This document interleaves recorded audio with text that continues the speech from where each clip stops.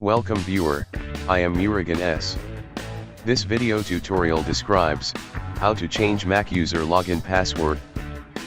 Click Apple icon. Click System Preferences. Click Users and Groups.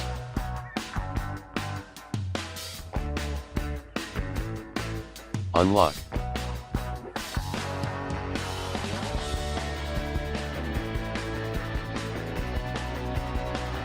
Click Unlock.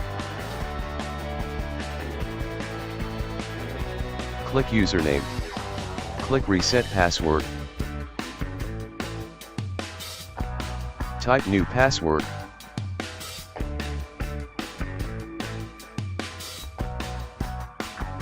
Type same password once again. Type password hint. Click Change Password. Thanks for watching. I hope this video tutorial helps to solve the problem. Please like, share and don't forget to subscribe my channel. See you next video.